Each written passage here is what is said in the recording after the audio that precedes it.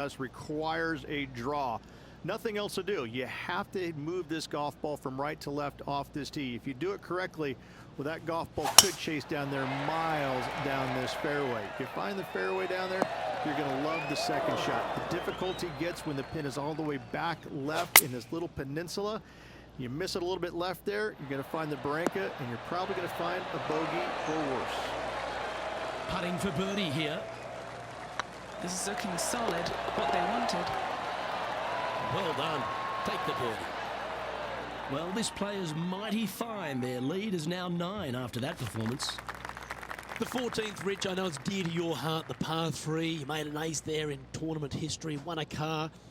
How do you tell the players to play it? Hit a 7-iron, a high little draw 7-iron, and 2 hop it right in the hole, Luke. That's what I suggest. That makes it easy.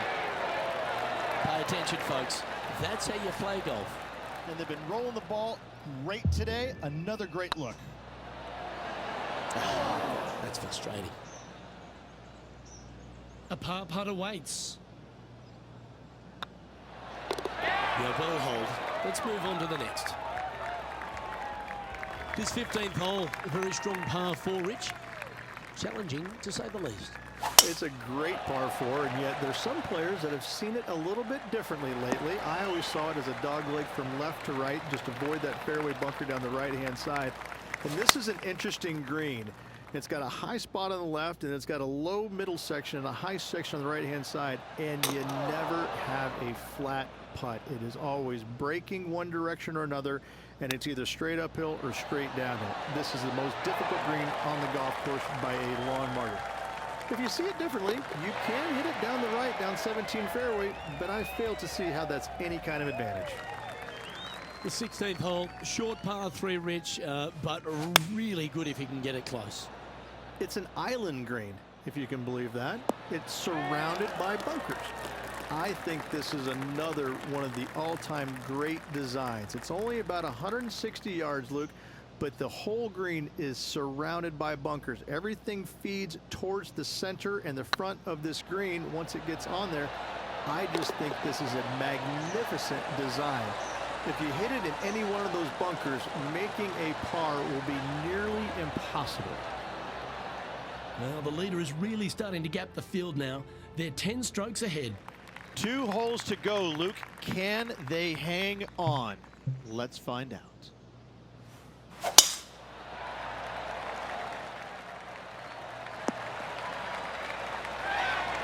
Second shot here on the 17th hole.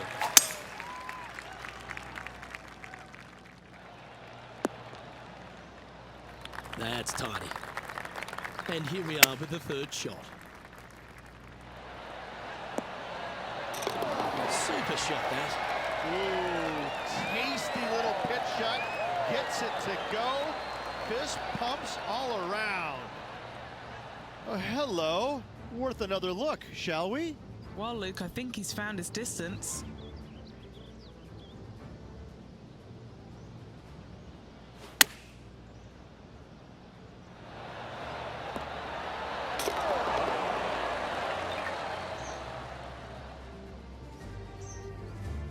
He's currently sitting in 1st place.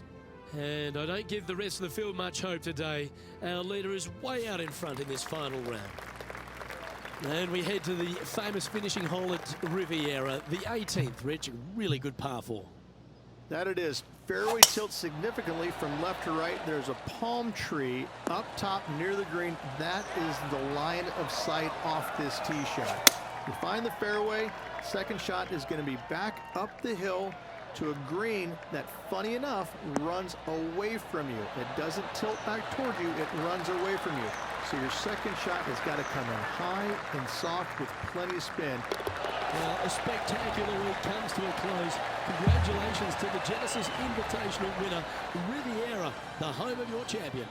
It was a Hollywood ending for this winner. What a performance all week long.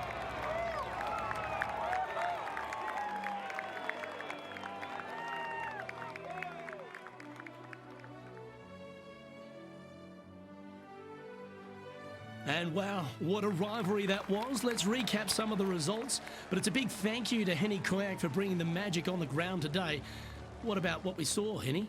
Oh, Luke, I've seen some things that I'll never forget, both good and bad, but I had an absolute blast doing it. It was brilliant to watch. Those rivalries, I mean, wow. The pleasure was all mine.